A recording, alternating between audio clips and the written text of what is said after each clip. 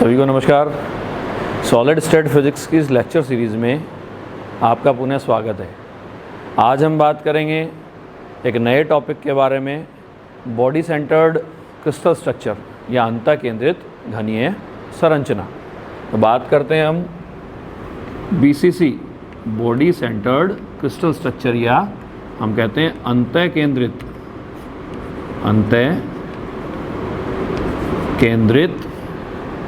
घनीय संरचना। घनीय संरचना, ठीक है। क्यूबिकल स्ट्रक्चर है, घनीय संरचना है।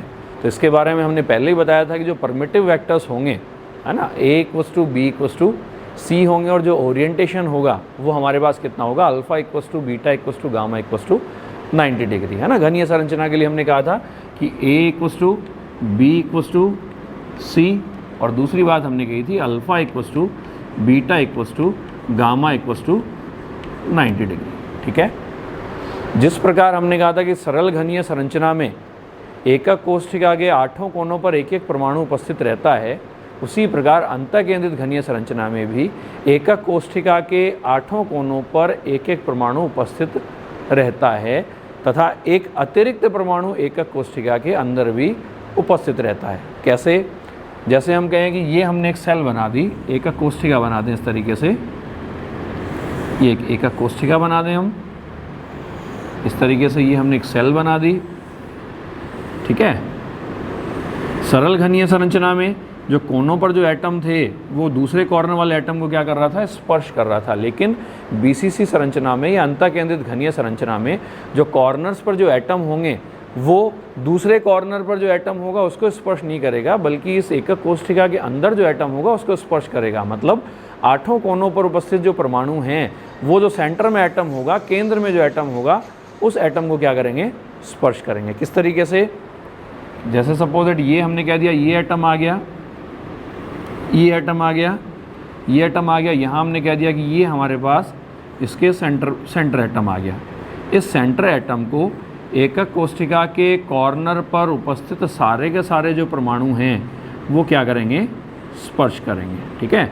यहाँ जो एटम होगा वो भी इस एटम को स्पर्श करेगा, इस कॉर्नर वाला एटम जो है वो भी इसको स्पर्श करेगा इस तरीके से, लेकिन ये दोनों एक दूसरे को स्पर्श नहीं करेंगे, है ना। ये वाला जो एटम है ये भी क्या करेगा, इसको स्पर्श करेगा इस तरीके से। इस कॉर्नर वाला एटम है ये भी इसको स्पर्श करेगा, ये एटम भी स्पर्श करेगा इस तरीके से, ठीक है। तो ये हमारे पास बेसिकली एक डायग्राम आ गया किसका, BCC स्ट्रक्चर का, ठीक है, जिसके 8 कोनों पर एक एक परमाणु, एकक कोष्ठिका के 8 कोनों पर एक एक परमाणु उपस्थित होता है, और वे सभी परमाणु जो हैं, सभी परमाणु एकक कोष्ठिका के केंद्र पर उपस्थित एटम को स्पर्श करते हैं, ठीक है। केंद्र पर उपस्थित एटम को स्पर्श करते हैं। अब एटम है, एटम की शेप हमने कैसी बताई थी, स्फेरिकल शेप होती है। स्फेरिकल शेप है यानी उसकी कोई ना कोई रेडियस है, ठीक है। तो इसका मतलब कोई ना कोई रेडियस आ गई, स्फेरिकल शेप हमारे पास आ गई। अब यदि हम कैलकुलेट करना चाहें कि इस एटम में या इसी डायग्राम में, इस डायग्राम को देखो हम ऐसे भी बना सकते हैं, ये हमारे पास यूनिट सेल आ गई, ठीक है, ये इस तरीके से ये सेल आ गई। तो हमें वैल्यू जैसे हम कैलकुलेट करना चाहें लैटिस कांस्टेंट, तो हम क्या कह सकते हैं, लैटिस कांस्टेंट, जैसे हमने कहा कि एक एटम हमारे पास यहाँ अवेलेबल है, तो ये एटम आ गया कुछ इस तरीके से, ये एटम आ गया कुछ इस तरीके से, ठीक है। एक इसके सेंटर में एटम आ गया, यहाँ इसके सेंटर में एटम आ गया दूसरा, ये इसका सेंटर एटम आ गया, और यहाँ अपने पास एक तीसरा एटम आ गया जो इसको क्या करेगा, स्पर्श करेगा। ये डिस्टेंस हमारे पास कितनी होगी, r के बराबर। ये डिस्टेंस कितनी होगी, इस एटम का डायमीटर आ गया, कितनी डिस्टेंस आ गई, 2r के बराबर, और ये डिस्टेंस दोबारा हमारे पास आ गई किसके बराबर आ गई, r के बराबर आ गई। इसका मतलब यहाँ से लेके जो टोटल डिस्टेंस है, टोटल डिस्टेंस हमारे पास कितनी बन गई, टोटल डिस्टेंस बन गई कितनी, 4r के बराबर बन गई, है ना। तो सबसे पहला पैरामीटर हम निकालें, सबसे पहला पैरामीटर हम निकालते हैं इसमें समन्वय संख्या या कोऑर्डिनेशन नंबर, समन्वय संख्या या कोऑर्डिनेशन नंबर, कोऑर्डिनेशन नंबर। हमने कहा था कि भाई कोई भी एटम जितने निकटवर्ती परमाणुओं को स्पर्श करता है वो संख्या हमारे पास क्या कहलाती है, समन्वय संख्या कहलाती है। तो जो सेंटर एटम है वो कितने एटम्स को स्पर्श करेगा, 8 एटम्स को स्पर्श करेगा। तो बीसीसी स्ट्रक्चर की या अंतः केंद्रित घनीय संरचना की समन्वय संख्या कितनी होगी, 8 होगी। इसी तरीके से किसी भी कॉर्नर का एटम आप ले लें, वो भी अपने पास क्या करेगा, जैसे हमने पहले भी एग्जांपल दिया था कि भाई अगर ये ग्राउंड फ्लोर के ऊपर उपस्थित 4 कमरे हैं, ठीक है, या 4 सेल हैं इस तरीके से, और 4 सेल ही इसके ऊपर हैं, जैसे पहला, दूसरा, तीसरा और चौथा, 4 सेल इसके ऊपर और अवेलेबल हैं, तो इसके कॉर्नर पर जो एटम होगा वो इन 8 है ना, 8 जो सेल होंगे, 4 ग्राउंड फ्लोर पे, 4 उसके जस्ट ऊपर, तो जो कॉर्नर वाला जो एटम होगा वो 8 कोष्ठिकाओं के 8 सेल्स के सेंटर एटम को क्या करेगा, स्पर्श करेगा। तो बीसीसी स्ट्रक्चर के लिए या अंतः केंद्रित घनीय संरचना के लिए कोऑर्डिनेशन नंबर या समन्वय संख्या कितनी होती है, 8 होती है ना। तो समन्वय संख्या, कोऑर्डिनेशन नंबर इसके लिए कितनी होगी, 8 होगी, ठीक है। दूसरी बात हम कैलकुलेट करें लैटिस कांस्टेंट, जालक नियतांक। हम कह रहे हैं कि जालक नियतांक मतलब निकटवर्ती परमाणुओं के मध्य की दूरी, डिस्टेंस हमें कैलकुलेट करनी है। तो हम कहें ये जो डिस्टेंस है, ये डिस्टेंस हमारे पास क्या कहलाएगी, जालक नियतांक कहलाएगी। ये डिस्टेंस भी a के बराबर होगी, ये डिस्टेंस भी a के बराबर होगी, और ये वाली डिस्टेंस भी किसके बराबर होगी, a के बराबर होगी, ठीक है। तो जो डायग्राम हमने बनाया, इस डायग्राम में हम कह दें कि भाई ये वाली डिस्टेंस हमारे पास कितनी बन गई, देखो 4r बन गई, ठीक है। ये डिस्टेंस कितनी है, a है, ये डिस्टेंस भी कितनी हो गई, a हो गई। तो अब ये हमारे पास बेसिकली एक कमरे जैसा आ गया, और हम कह रहे हैं उस कमरे में हमें क्या करना है, एक कॉर्नर से दूसरे कॉर्नर पर हमें जाना है ना। एक कॉर्नर से दूसरे कॉर्नर मतलब डायग्राम यदि मैं इसका थोड़ा सा विजुअलाइजेशन प्रॉपर बनाऊं तो मैं क्या कह दूं कि भाई हमें इस तरीके से हमें ट्रैवल करना है कि ये हमने इस तरीके से सेल बनाई, ये इस तरीके से ये हमने सेल बनाई, ठीक है। ये हमने कह दिया ये इस तरीके से सेल बना दें हम इसके लिए ये हमने सेल बना दी, ठीक है। ये जो डिस्टेंस है, ये डिस्टेंस हमारे पास कितनी बन गई, a। ये जो डिस्टेंस है, ये डिस्टेंस भी कितनी बन गई, a बन गई।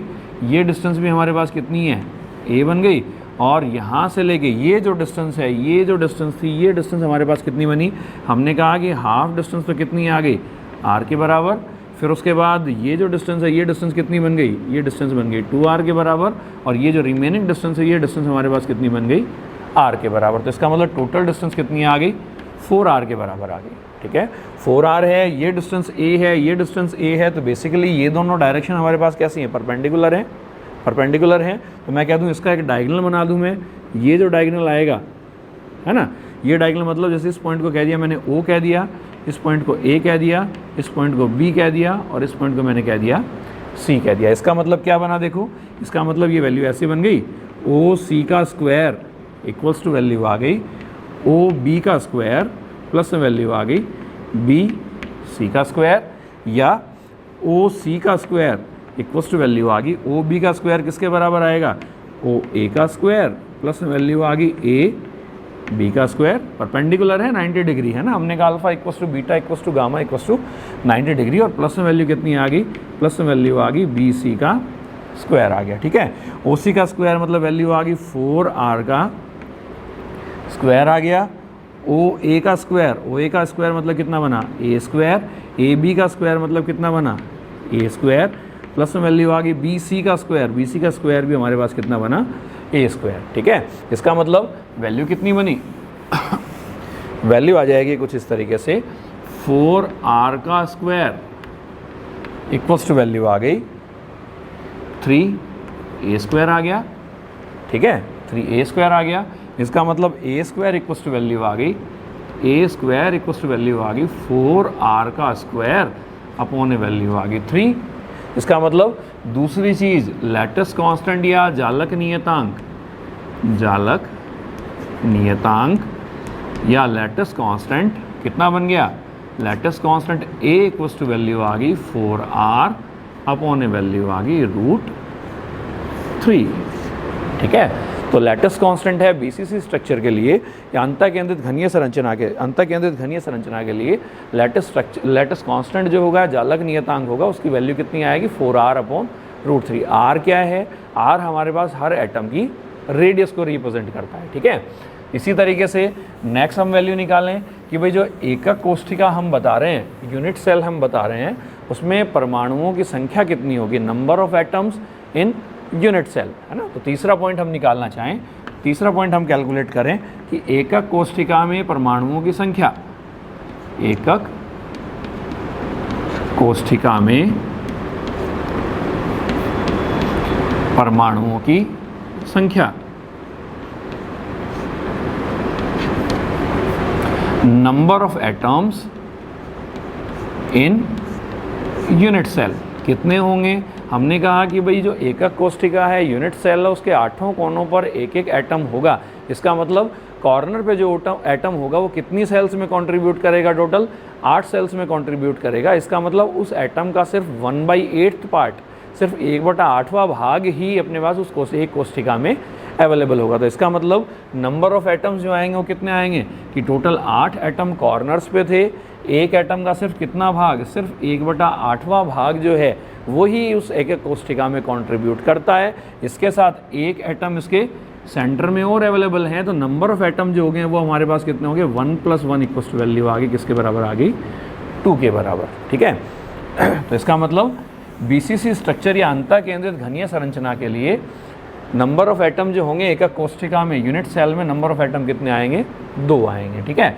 चौथी बात मैं कह दूं कि एकक कोष्ठिका में जो परमाणु हैं, एकक कोष्ठिका में जो परमाणु हैं उन परमाणुओं का आयतन, परमाणुओं का आयतन, volume of atoms which are available in unit cell, है ना, volume of atoms which are available in unit cell. तो सीधी सी बात है, हम कहते हैं कि भाई एक एटम है, एटम की शेप हमने कैसी बताई, स्फेरिकल शेप बताई। अगर r रेडियस का एटम है तो उसका वॉल्यूम कितना होगा, 4/3 πr³। तो एक एटम जो है, एक एटम का वॉल्यूम हो गया 4/3 πr³। तो 2 एटम्स का कितना हो गया, v = वैल्यू आ गई हमारे पास 8/3 और वैल्यू आ गई πr³। इसको मैंने रिप्रेजेंट कर दिया किससे, v1 से। तो फोर्थ पैरामीटर आ गया कि यूनिट सेल में जो नंबर ऑफ एटम्स होंगे उनका जो वॉल्यूम होगा, वॉल्यूम किसके बराबर आ गया अपने पास, 8/3 πr³ के बराबर। ठीक है, फिफ्थ पॉइंट हम कैलकुलेट करें, फिफ्थ पॉइंट हम कह दें कि वॉल्यूम ऑफ यूनिट सेल,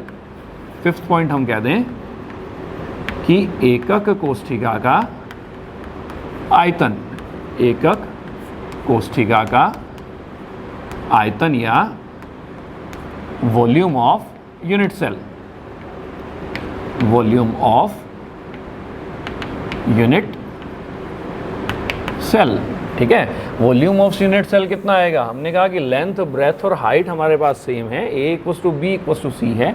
तो वॉल्यूम ऑफ यूनिट सेल कितना बना, v2 = वैल्यू आ गई a⁻3, a⁻3 यानी v2 = वैल्यू आ गई, a की जगह कितना लिख दें, 4r वैल्यू आ गई √3 वैल्यू आ गई 3। दैट मीन्स v2 = वैल्यू आ गई 64r³ वैल्यू आ गई 3√3 आ गया। तो ये हमारे पास वॉल्यूम आ गया किसका, यूनिट सेल का। ठीक है, नेक्स्ट इंपॉर्टेंट फैक्टर इसके लिए आता है, नेक्स्ट इंपॉर्टेंट फैक्टर आता है हमारे पास पैकिंग फ्रैक्शन। पैकिंग फ्रैक्शन या संकुलन गुणांक, संकुलन गुणांक हम परिभाषित करते हैं कि भाई एकक कोष्ठिका में उपस्थित परमाणुओं का आयतन और उसको डिवाइड कर दें हम किससे, एकक कोष्ठिका के आयतन से। दैट मीन्स हम अगर पैकिंग फ्रैक्शन हम निकालना चाहें, 6 पॉइंट हम निकालना चाहें, पैकिंग फ्रैक्शन, पैकिंग फ्रैक्शन का मतलब क्या आ गया, पैकिंग फ्रैक्शन आ गया कि volume of atoms which are available in unit cell and divided by volume of unit cell. ठीक है, ये हमारे पास पैकिंग फ्रैक्शन आ गया। तो v1 और v2 की वैल्यू हमने कैलकुलेट कर रखी हैं, तो हम कहते हैं कि v1 = वैल्यू आ गई, सॉल्व करें इसको, यानी वैल्यू आ गई। देखो पैकिंग फ्रैक्शन का बेसिकली मतलब होता है कि उस सेल के अंदर या उस सेल के वॉल्यूम का कितना पार्ट एटम्स ने क्या कर रखा है, एक्वायर कर रखा है, यानी कितना पार्ट एटम्स ने एक्वायर कर रखा है, वो फैक्टर हम कैलकुलेट करते हैं किससे, पैकिंग फ्रैक्शन से। तो 8 πr³ आ गया, पर इंटू वैल्यू आ गई 64r³ और वैल्यू आ गई 3√3 आ गया। ठीक है, वैल्यू आ गई अपने पास 3 से 3 कैंसिल हो गया, r³ से r³ कैंसिल हो गया और ये वैल्यू आ गई 8 आ गया। तो दैट मीन्स वैल्यू आ गई √3 π वैल्यू आ गई 8। सॉल्व करें तो वैल्यू आती है 0.68 या वैल्यू आती है 68%। ठीक है, इसका मतलब बीसीसी स्ट्रक्चर के लिए पैकिंग फ्रैक्शन या संकुलन गुणांक कितना होता है, 68% होता है। तो हमने बात की कि बीसीसी स्ट्रक्चर के लिए कोऑर्डिनेशन नंबर कितना होगा, 8 होगा। बीसीसी स्ट्रक्चर के लिए लेटेस्ट कांस्टेंट कितना होगा, 4r/4 √3 होगा। आर जो है वो एटम की क्या हो गई, रेडियस होगी। तीसरी हमने बात करी कि भाई नंबर ऑफ एटम कितने होंगे, 2 एटम होंगे। वॉल्यूम कितना होगा, 2 × 4/3 पाई r क्यूब हो जाएगा। इसी तरीके से वॉल्यूम ऑफ यूनिट सेल कितना हो गया, a क्यूब हो गया। और packing friction, the most important factor for BCC crystal, क्या कि पैकिंग फ्रिक्शन जो है, संकुलन गुणांक जो है BCC क्रिस्टल के लिए या BCC स्ट्रक्चर के लिए कितना होगा, 68% होगा। मतलब यूनिट सेल का सिर्फ 68% पार्ट ही एटम्स के द्वारा एक्वायर किया जाएगा, बाकी का पार्ट हमारे पास कैसा होगा, उसमें खाली होगा। ठीक है, तो आज के लेक्चर में हमने डिस्कस करा BCC स्ट्रक्चर के बारे में। नेक्स्ट लेक्चर में हम डिस्कस करेंगे इस BCC स्ट्रक्चर के लिए जो परमिटिव सेल हम डिफाइन करते हैं, उस परमिटिव सेल का वॉल्यूम हम किस तरीके से निकालें और उसका वॉल्यूम जो है वो यूनिट सेल के वॉल्यूम से किस तरीके से डिफर करता है। तो मिलते हैं जल्द एक नए लेक्चर में, नए वीडियो में। बहुत बहुत धन्यवाद।